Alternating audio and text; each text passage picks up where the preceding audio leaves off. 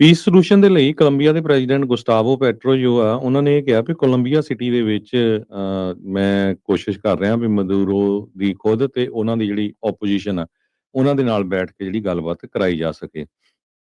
ਇੱਕ ਲੈਟਰ ਦੇ ਵਿੱਚ organisation of petroleum exporting countries ਉਹਨਾਂ ਨੇ ਇਹ ਕਿਹਾ ਵੀ ਵੈਨਜ਼ੂਏਲਾ ਇਹ ਕਹਿ ਰਿਹਾ ਵੀ ਯੂਐਸ ਜੋ ਆ, ਉਹ ਵੈਨਜ਼ੂਏਲਾ ਦਾ ਜੋ ਆਇਲ ਰਿਜ਼ਰਵਸ ਆ, ਉਹਨਾਂ ਦੇ ਉੱਤੇ ਕਬਜ਼ਾ ਕਰਨਾ ਚਾਹੁੰਦਾ ਆ। ਇਹ ਵੀ ਸਰੋਤਿਆਂ ਨੂੰ ਦੱਸਦੇ ਜਾਈਏ, ਕਹਿੰਦੇ ਪਲੈਨਟ ਦੇ ਉੱਤੇ, ਪੂਰੀ ਧਰਤੀ ਦੇ ਉੱਤੇ ਸਭ ਤੋਂ ਜ਼ਿਆਦਾ ਜਿਹੜੇ ਆਇਲ ਰਿਜ਼ਰਵਸ ਆ, ਉਹ ਵੈਨਜ਼ੂਏਲਾ 'ਚ ਆ। ਪਰ ਉੱਥੇ ਮੁਲਕ ਦੀ ਜਿਹੜੀ ਕੰਡੀਸ਼ਨ ਉਹ ਦੇਖੋ ਵੀ ਕੀ ਬਣੀ ਹੋਈ ਆ ਇੱਕ ਲੀਡਰ ਕਰਕੇ। ਦੂਸਰੇ ਪਾਸੇ ਟਰੰਪ ਉਹਨਾਂ ਨੂੰ ਕੱਲ੍ਹ ਪੱਤਰਕਾਰਾਂ ਨੇ ਪੁੱਛਿਆ ਵੀ ਕਿਸ ਤਰ੍ਹਾਂ ਜੋ ਹੈਗਸਥ ਹੈਗੇ ਆ, ਡਿਪਾਰਟਮੈਂਟ ਆਫ ਵਾਰ ਦੇ ਜੋ ਹੈਡ ਹੈਗੇ ਆ, ਉਹਨਾਂ ਨੇ ਦੂਜੀ ਵਾਰੀ ਇੱਕ ਵੋਟ ਦੇ ਉੱਤੇ ਸਟ੍ਰਾਈਕ ਕਰਨ ਨੂੰ ਕਿਹਾ, ਜਿਹਦੇ ਉੱਤੇ ਟਰੰਪ ਉਹਨਾਂ ਨੇ ਕਿਹਾ ਵੀ ਮੈਂ ਤਾਂ ਨਹੀਂ ਮੈਂ ਐਗਰੀ ਨਹੀਂ ਕਰਦਾ ਵੀ ਹੈਗਸਥ ਨੇ ਇਹ ਕਿਹਾ ਹੋਊਗਾ। ਤੇ ਹੈਗਸਥ ਵੀ ਡਿਨਾਈ ਕਰ ਰਿਹਾ ਵੀ ਇੱਕ ਤਰ੍ਹਾਂ ਨਾਲ ਫੈਬਰੀਕੇਟਰੀ, ਇਨਫਲੇਮੇਟਰੀ ਤੇ ਡੈਰੋਗੇਟਰੀ ਜਿਹੜੀ ਰਿਪੋਰਟਿੰਗ ਹੈਗੀ ਆ, ਮੈਂ ਕਿੱਦਾਂ ਨਹੀਂ ਕਿਹਾ। ਪਰ ਹੁਣ ਯੂਐਸ ਕਾਂਗਰਸ ਦੇ ਵਿੱਚ ਇਹਦਾ ਜਿਹੜਾ ਕਾਫੀ ਜ਼ਿਆਦਾ ਵਿਰੋਧ ਹੋ ਰਿਹਾ, ਕਹਿੰਦੇ ਵੀ ਇਹ ਤਾਂ ਇੱਕ ਤਰ੍ਹਾਂ ਨਾਲ ਐਕਟ ਆਫ ਵਾਰ ਹੈਗਾ, ਵੀ ਤੁਸੀਂ ਜਿਹੜਾ ਉਹਨਾਂ ਦੇ ਉੱਤੇ ਹਮਲੇ ਕਰ ਰਹੇ ਆ। ਸੋ ਹੋ ਸਕਦਾ ਹੈ ਇਹਦੇ ਸੰਬੰਧ ਦੇ ਵਿੱਚ ਕਾਂਗਰਸ ਦੇ ਵਿੱਚ ਹੀਅਰਿੰਗ ਵੀ ਹੋਵੇ। ਸੋ ਇਹ ਇੱਕ ਵੱਡਾ ਇਸ਼ੂ ਇਸ ਟਾਈਮ ਦੇ ਉੱਤੇ ਬਣਿਆ ਹੋਇਆ ਹੈ।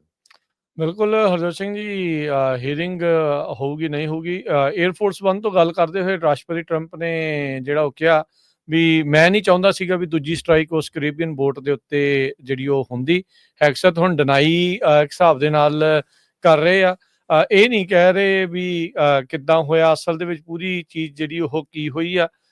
ਪਰ ਵਾਈਟ ਵਾਸ਼ਿੰਗਟਨ ਪੋਸਟ ਆ, ਉਹਨਾਂ ਨੇ ਰਿਪੋਰਟ ਕੀਤਾ ਸੀਗਾ ਵੀ ਹੈਗਸਥ ਨੇ ਬੋਲ ਕੇ ਕਿਹਾ ਸੀਗਾ ਵੀ ਕਿਲ ਐਵਰੀਬਡੀ। ਸੋ ਪਹਿਲੇ ਹਮਲੇ ਤੋਂ ਬਾਅਦ ਦੇ ਵਿੱਚ ਜੇ ਕੋਈ ਬਚ ਜਾਂਦਾ ਹੈ ਤੇ ਉਸ ਉੱਤੇ ਜੇ ਦੁਬਾਰਾ ਮੁੜ ਹਮਲਾ ਕੀਤਾ ਜਾਂਦਾ ਆ ਤਾਂ ਉਸ ਨੂੰ ਵਾਰ ਕ੍ਰਾਈਮ ਦੇ ਤੌਰ ਦੇ ਉੱਤੇ ਬਹੁਤ ਸਾਰੇ ਜਿਹੜੇ ਕਹਿ ਲਓ ਵੀ ਵੱਖ-ਵੱਖ ਦੁਨੀਆ ਦੇ ਵਿੱਚ ਜਿਹੜੇ ਐਗਰੀਮੈਂਟਸ ਹੋਏ ਆ ਉਹਦੇ ਤਹਿਤ ਉਹਨਾਂ ਨੂੰ ਵਾਰ ਕ੍ਰਾਈਮ ਜਿਹੜਾ ਉਹ ਮੰਨਿਆ ਜਾਂਦਾ ਆ। ਸੋ ਸਤੰਬਰ ਮਹੀਨੇ ਦੀ ਇਹ ਜਿਹੜੀ ਸਟ੍ਰਾਈਕ ਆ ਉਹ ਇਸ ਟਾਈਮ ਵਿਵਾਦਾਂ ਦੇ ਵਿੱਚ ਜਿਹੜੀ ਉਹ ਘਿਰੀ ਹੋਈ ਆ, ਜਿਹਦੇ ਵਿੱਚ ਇਹ ਆਖਿਆ ਜਾ ਰਿਹਾ ਆ, ਵਾਸ਼ਿੰਗਟਨ ਪੋਸਟ ਇਹ ਜਿਹੜਾ ਉਹ ਦਾਅਵਾ ਕਰ ਰਿਹਾ ਆ ਵੀ ਉਹਨਾਂ ਦੀ ਜਿਹੜੀ ਇੱਕ ਕਾਫੀ ਤਗੜੀ ਜਿਹੜੀ ਪੱਤਰਕਾਰ ਆ ਉਹਨਾਂ ਦੇ ਦੁਆਰਾ ਇਹ ਦਾਅਵਾ ਕੀਤਾ ਗਿਆ ਵੀ ਹੈਗਸਥ ਨੇ ਇਸ ਤਰੀਕੇ ਦੇ ਨਾਲ ਸਭ ਨੂੰ ਮਾਰਨ ਦੇ ਜਿਹੜੇ ਹੁਕਮ ਆ ਉਹ ਇਸ ਦੇ ਵਿੱਚ ਦੇ ਦਿੱਤੇ ਆ। ਸਪੈਸ਼ਲ ਆਪਰੇਸ਼ਨਸ ਕਮਾਂਡਰ ਆ, ਕਹਿੰਦੇ ਵੀ ਆਰਡਰਡ ਦਾ ਜਿਹੜਾ follow up to comply with ਹੈਗਸਥ ਡਾਇਰੈਕਸ਼ਨ, ਜਿਹੜੀ ਨਿਊਜ਼ਪੇਪਰ ਆ ਉਸਨੇ ਰਿਪੋਰਟ ਜਿਹੜਾ ਉਹ ਕੀਤਾ ਹੈਗਾ ਆ। ਸੋ ਇਹਦੇ ਵਿੱਚ ਜੇ ਹਰਜੋਤ ਸਿੰਘ ਜੀ ਸੱਚ ਜਿਹੜਾ ਉਹ ਨਿਕਲਦਾ ਆ ਤਾਂ ਇਹ ਕਾਫੀ ਜ਼ਿਆਦਾ ਕਹਿ ਸਕਦੇ ਆ ਵੀ ਪੀਟ ਹੈਗਸਥ ਨੂੰ ਤੱਤੇ ਪਾਣੀ ਦੇ ਵਿੱਚ ਪਾ ਸਕਦਾ ਆ। ਪੀਟ ਹੈਗਸਥ ਜਿਹਦੇ ਸੇਮ ਥਿੰਗ ਜਿੱਦਾਂ ਟਰੰਪ ਹੋਣਾ ਦੇ ਆ ਵੀ ਵਿਆਹ ਹੁੰਦੇ ਹੋਏ ਜਿਹੜੇ ਅਫੇਅਰਸ ਦਾ ਜਿਹੜਾ ਮਾਮਲਾ, ਉਹਦੇ ਵਿੱਚ ਵੀ ਫਿਰ ਸ਼ਰਾਬ ਪੀ ਕੇ ਜਿਹੜਾ ਆ ਉਹ ਫੌਕਸ ਨਿਊਜ਼ ਦੇ ਉੱਤੇ ਬੋਲਣ ਵਾਲਾ ਜਿਹੜਾ ਉਹ ਮਾਮਲਾ, ਹੋਰ ਬੜੀਆਂ ਚੀਜ਼ਾਂ ਦੇ ਵਿੱਚ ਵਿਵਾਦਾਂ ਚੋਂ ਘਿਰਦੇ ਜਿਹੜੇ ਉਹ ਰਹੇ ਆ। ਪਰ ਹਾਲ ਦੀ ਘੜੀ ਤੱਕ ਉਹਨਾਂ ਦੀ ਜਿਹੜੀ ਪੋਜੀਸ਼ਨ ਆ ਉਹ ਬਰਕਰਾਰ ਹੈਗੀ ਆ।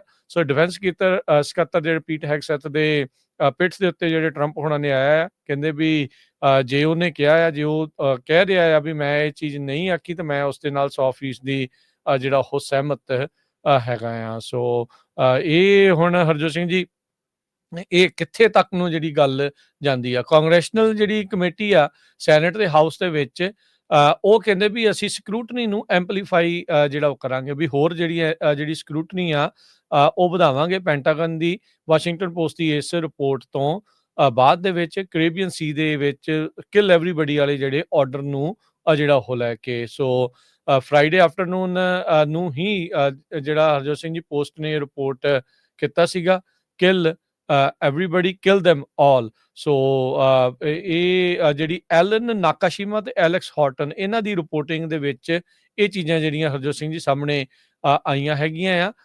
ਐਲਨ ਨਾਕਾਸ਼ੀਮਾ ਇਹ ਨੈਸ਼ਨਲ ਸਿਕਿਉਰਿਟੀ ਰਿਪੋਰਟਰ ਆ, ਬੜੇ ਲੰਮੇ ਜਿਹੜੇ ਉਹ ਚਿਰ ਤੋਂ ਜਿਹੜੀ ਇਦਾਂ ਦੇ ਕੰਮ ਜਿਹੜੀ ਉਹ ਕਰਦੀ ਆ ਰਹੀ ਹੈਗੀ ਆ। ਸੋ ਲੰਮਾ ਜਿਹੜਾ ਉਸ ਦਾ ਜਰਨਲਿਜ਼ਮ ਦਾ ਜਿਹੜਾ ਉਹ ਕਰੀਅਰ ਰਿਹਾ ਆ। ਹੁਣ ਇਹ ਇਸਨੇ ਕਿਹੜੀ ਇਨਵੈਸਟੀਗੇਸ਼ਨ ਦੇ ਤਹਿਤ ਇਹ ਸਾਰੀਆਂ ਚੀਜ਼ਾਂ ਜਿਹੜੀਆਂ ਉਹ ਘੱਲੀਆਂ ਆ ਜਿਹੜੀਆਂ ਉਹ ਦੱਸ ਰਹੇ ਆ, ਇਹ ਇੱਕ ਵੱਡੀ ਗੱਲ ਆ ਜੇ ਹਰਜੋਤ ਸਿੰਘ ਜੀ ਸੱਚ ਸਾਬਤ ਹੁੰਦਾ ਆ।